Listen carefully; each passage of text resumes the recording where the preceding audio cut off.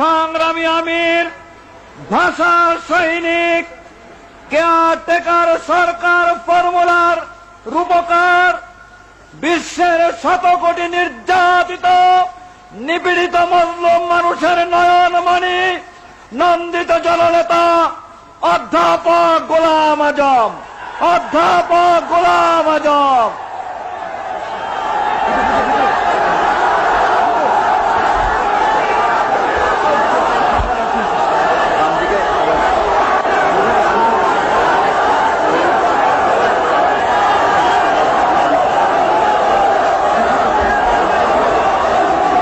আলহামদুলিল্লাহ রাব্বিল আলামিন,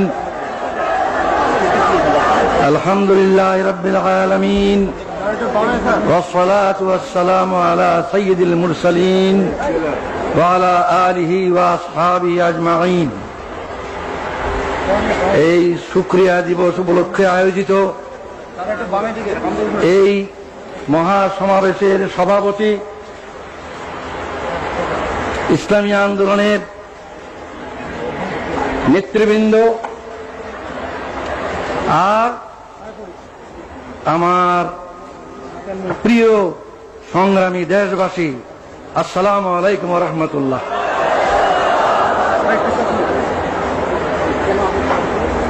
এই বাংলাদেশ আমার দেশ, এই দেশেই আমার জন্ম, এই দেশের রাজধানী ঢাকাই আমার জন্ম।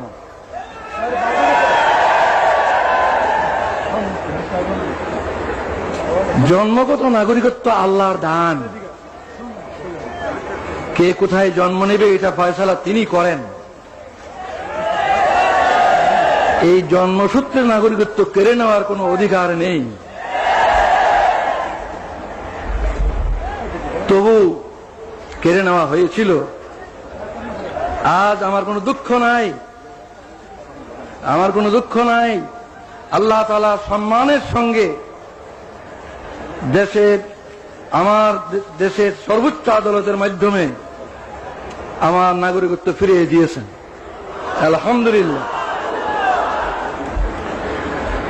নাগরিকত্ব হচ্ছে সকল অধিকারের ভিত্তি। যদি নাগরিকত্বই স্বীকৃতি না হয় তাহলে আর কোনো অধিকারই স্বীকৃত হয় না। যেহেতু সরকার আমার নাগরিকত্ব স্বীকার করেনি এতদিন পর্যন্ত, এই কারণে রাজনৈতিক অধিকারও আমার ছিল না। সরকারের নিকট রাজনৈতিক অধিকার স্বীকৃত ছিল না, আর বাকি অধিকার তো প্রশ্নই ওঠে না। আলহামদুলিল্লাহ, আজ আমি আপনাদের মতোই একজন নাগরিক। এই দেশের 12 কোটি মানুষের মতোই আমি একজন জন্মসূত্রে নাগরিক।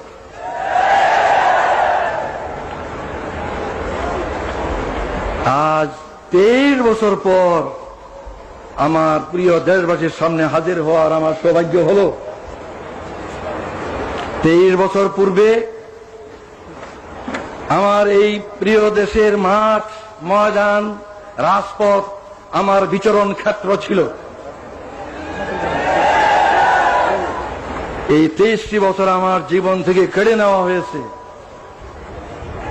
দুঃখ নয়, আল্লাহ তাআলা আবার আমাকে সুযোগ করে দিয়েছেন। আপনাদের সাথে সেই শুকরিয়া শরীক হওয়ার জন্য আমি আজকে হাজির হয়েছি। আজকে আমি অনেক বেশি কথা বলতে চাই না। আজ সূচনা মাত্র, ইনশাআল্লাহ কথা বলার আরো সুযোগ আল্লাহ তাআলা দেবেন, আমি আশা করি, যদি বাঁচিয়ে রাখেন আল্লাহ। আজ আমি অল্প কটি কথা বলি, আপনাদের কাছ থেকে বিদায় হতে চাই। আমার প্রথম কথা হলো,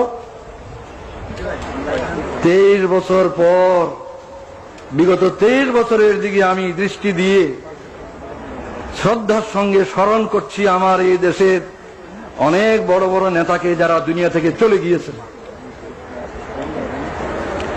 তাদের মধ্যে 2জন নেতা এমন, আইয়ুব খানের স্বৈর শাসন আমলে যাদের সাথে মিলে আমি গণতান্ত্রিক আন্দোলনে একসাথে কাজ করেছি। সেই 2জন আজকে নেই দুনিয়ায়। তারা হলেন মৌলানা আব্দুল হামিদ খান ভাসানী এবং শেখ মুজিবুর রহমান। এরপর আমি স্মরণ করি আরো 2জনকে, এই দেশে গণতন্ত্র পুনর্বহালের জন্য যাদের অবদান অস্বীকার করার সাধ্য কারো নেই, সেই দুইজনও দুনিয়ায় নেই আজ। একজন জেনারেল আতাউল গনি উসমানী, আর একজন জেনারেল পরবর্তীকালে প্রেসিডেন্ট জিয়াউর রহমান। শ্রদ্ধার সঙ্গে তাদের স্মরণ করি। আরো স্মরণ করি কয়েকজনকে যারা এদেশে আল্লাহর দ্বীন, আল্লাহর কালিমার ঝান্ডাকে সমুন্নত করার জন্য আজীবন চেষ্টা করে গেছেন। তাদের অবদানকে আমি স্মরণ করি। তারা হলেন মৌলানা আতহার আলী, মৌলানা মোহাম্মদ আব্দুর রহিম, মৌলানা মোহাম্মদুল্লাহ হাফিজ জি হুজুর এবং সরসিনার মৌলানা আবু জাফর মোহাম্মদ সালেহ, পীর সাহেব সরসিনা, আরো অনেকেই 23 বছরের আগে যারা দুনিয়া থেকে গুজরে গেছেন তাদের কথা আমি উল্লেখ করলাম না।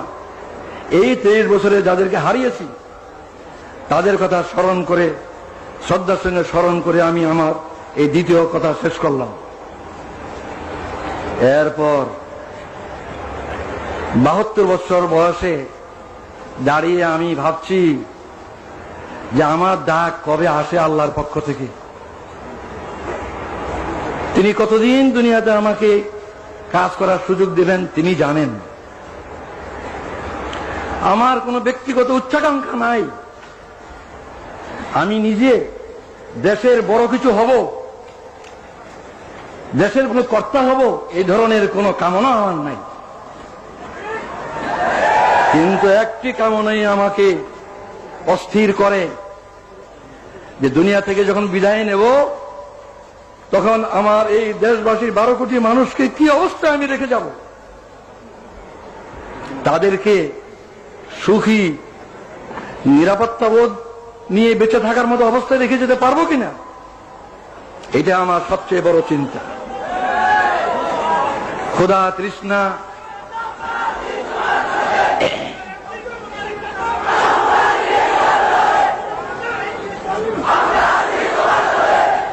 আমার এই সাধনা, এই চিন্তা কিভাবে এই দেশের স্বাধীনতা সার্বভৌমত্বকে হেফাজত করা যাবে আর কিভাবে এই দেশের জনগণকে সুখী করা যাবে। ভাত, কাপড়, বাসস্থান, চিকিৎসা, শিক্ষা, স্বাস্থ্য, এগুলোর কারণে মানুষ কষ্ট পাবে না এমন অবস্থায় যদি রেখে যেতে না পারি, যাবার সময় যদি তাদেরকে সুখ শান্তিময় অবস্থায় দেখে যেতে না পারি, তাহলে এই জীবনের সার্থকতা কি? এটি আমার একমাত্র ধান্দা। এই কথাটা চিন্তা করা সহজ, কাজটি সবচেয়ে কঠিন। কিভাবে আমাদের এই দেশের লোক এই দুর্নাম থেকে মুক্তি পাবে যে এই দেশ নাকি গরিব এবং ভিক্ষুকের দেশ। সারা দুনিয়ায় এই বদনামের বোঝা আমরা বয়ে বেড়াচ্ছি। এই দেশের লোকের উন্নতি হোক, এই দেশের লোকের এই বদনাম ঘুচুক, এটি আমার সবচেয়ে বড় সাধনা, সবচেয়ে বড় কামনা। এই বিরাট কাজটি এমনি এমনি হবে না, কোন এক দলের পক্ষে সম্ভব হবে না, কোন দলীয় সরকার একলা পারবে না, অনেক সমস্যা। তাই আমি মনে করি যে এই বিরাট কাজটি করা তখনই সম্ভব হবে যদি আমরা রাজনৈতিক ভেদাভেদ, বিদ্বেষ, হিংসা, সন্ত্রাসী রাজনীতি এবং এজিটেশনাল পলিটিক্স, উত্তেজনাপূর্ণ রাজনীতি ইত্যাদি ক্ষান্ত করে সুস্থ রাজনীতি আমরা সবাই করতে রাজি হই। আমি মনে করি যে দেশ গড়ার চিন্তা ভাবনা যাদের আছে তারাই রাজনীতি করেন, আর রাজনীতির ময়দানে যারা নেতৃত্ব দিচ্ছেন তাদের চেষ্টা সাধনের উপরই এই জনগণের ঐক্য নির্ভর করে। জনগণের মধ্যে বিভেদ সৃষ্টি করে কোন নেতৃত্ব সফল হবে না। জনগণের মধ্যে ঐক্য সৃষ্টি করেই সত্যিকার ভাবে দেশের কল্যাণ করা সম্ভব। এই ঐক্যের জন্য আসুন আমরা সকলে চেষ্টা করি। অতীতের বহু উত্থান পতন হয়েছে, রাজনীতির অঙ্গনে বহুত উত্থান পতন হয়েছে। আসুন আমরা ওইসব অতীতের দুঃখের কথাগুলি ভুলে যাই। আমরা যারা রাজনীতি ময়দানে আছি, আসুন একসাথে বসি, ভাব বিনিময় করি। দেশের সমস্যা অজানা নয়, সবারই কাছে আমাদের জানা। আসল কথা সমাধানের পথ কি, কিভাবে সমাধান করব, এই সমাধানের জন্য আসুন একসাথে বসি, একসাথে চিন্তা করি, মতের বিনিময় করি। আমরা ঐক্যবদ্ধভাবে চেষ্টা করা ছাড়া এই বিরাট কাজ কিছুটি সম্ভব নয় বলে আমি বিশ্বাস করি। আমি দেশবাসীর সকলের কাছে এই কামনা করি যে আপনারাও দোয়া করেন। আমি এই চেষ্টাই করতে চাই, প্রতিটি রাজনৈতিক নেতার দুয়ারে দুয়ারে আমি যেতে চাই, প্রতি নেতার কাছে আমি ধর্ম দিতে চাই। আসুন আমরা দেশকে গড়ি একসাথে মিলে। এই ঐক্য ছাড়া এই দলীয় কর্তৃত্ব, নেতৃত্ব, এগুলি নিয়ে আমরা ঝগড়া করতে পারবো, কিন্তু দেশ গড়তে পারবো না।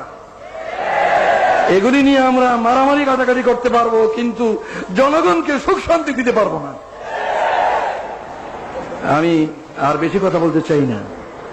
এখানে একটা গুরুত্বপূর্ণ কথা আমি বলতে চাই, সেটা হচ্ছে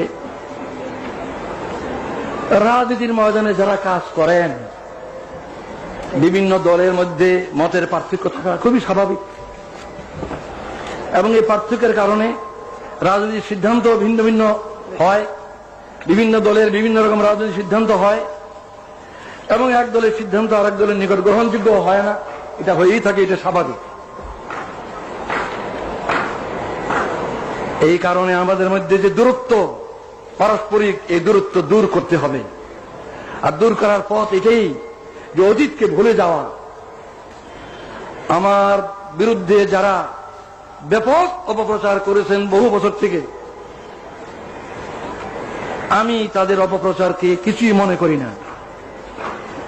তাদের বিরুদ্ধে আমার কোনো বিদ্বেষ নাই, আমি তাদের বিরুদ্ধে কোনো অভিযোগ করব না। তাদেরকে আমি অনুরোধ করব, আসুন আমরা একসাথে মিলে দেশ গড়ার চেষ্টা করি।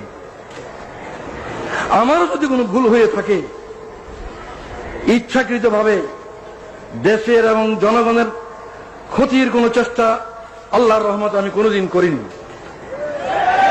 যা ভালো বুঝেছি দেশের জন্য, জনগণের কল্যাণের জন্য করেছি।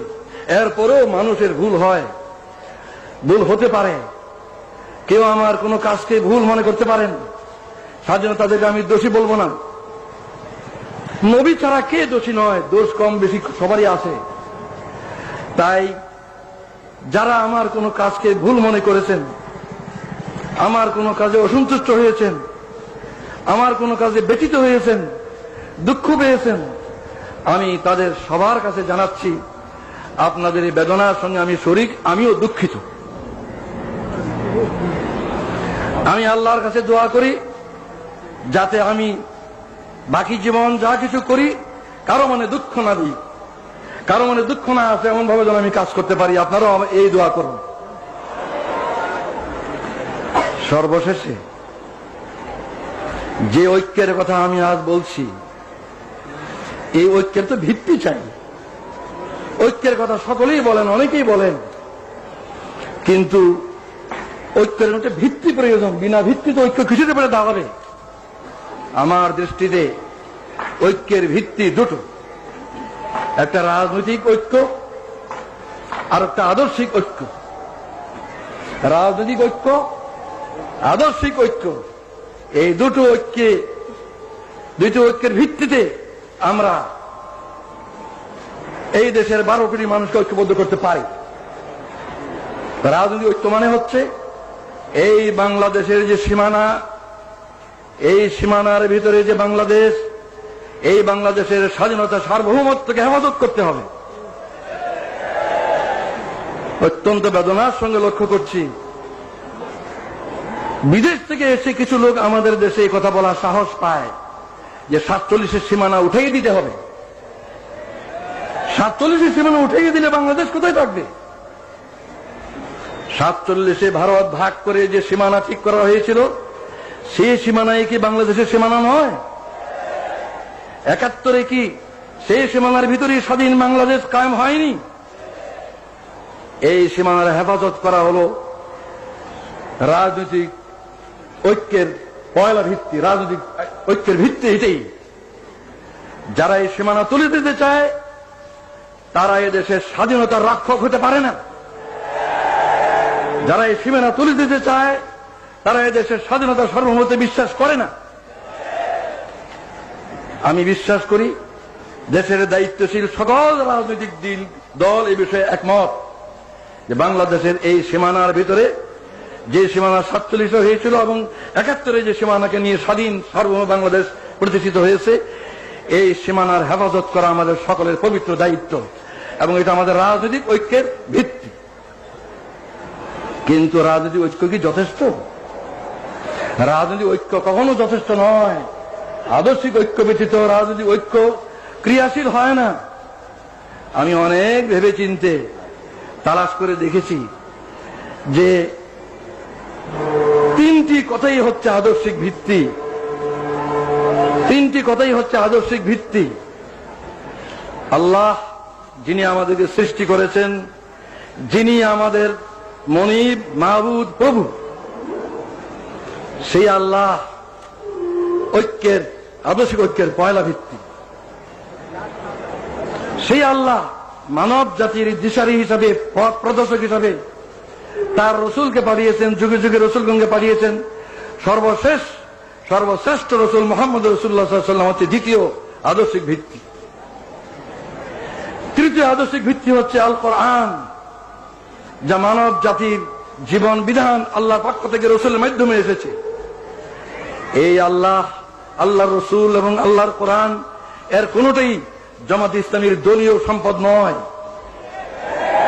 এই তিনটার কোনটাই কোন দেশের কোন দলের তাদের নিজস্ব সম্পদ নয়। এই সম্পদের ভিত্তিতে আমাদের মধ্যে ঐক্য না হওয়ার আমি কোনো কারণ দেখি না। আমি অত্যন্ত আনন্দ বোধ করি যে আমাদের দেশে প্রধান প্রধান দলগুলির নেতৃবৃন্দ তারা মুসলিম। আমাদের দেশের প্রধান প্রধান দলগুলির নেতৃবৃন্দ মুসলিম। তারা নামাজ পড়েন, হজ করেন, কোরআনকে তারা অস্বীকার করতে পারেন না। নামাজ, রোজা, হজ এগুলি কোরআনই আছে, তারা এগুলি করেন। সুতরাং আমি কি করে মনে করবো তারা কোরআনকে পছন্দ করেন না? নিশ্চয়ই তারা কোরআনকে বিশ্বাস করেন। তাই আমি এই আকুল আবেদন জানাই,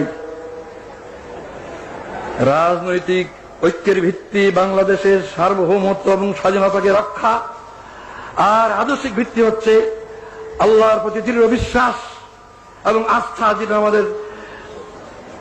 আমাদের বাংলাদেশের শাসনতন্ত্রে আছে। দ্বিতীয় মুহাম্মদ রাসূলুল্লাহ সাল্লাল্লাহু আলাইহি ওয়াসাল্লামের নেতৃত্ব, তৃতীয় কোরআনের বিধান। এই ঐক্যের ভিত্তিকে যদি আমরা গ্রহণ করি, কাল থেকে আমরা দেশ গড়ার কাজ শুরু করতে পারি। আমি বিদায়ের আগে জনাব আব্বাস আলী খান সাহেব, যিনি এতদিন ভারপ্রাপ্ত আমির হিসাবে এই ভার বহন করেছেন, তিনি আমার চেয়ে 7 বছরেরও বয়সে বেশি।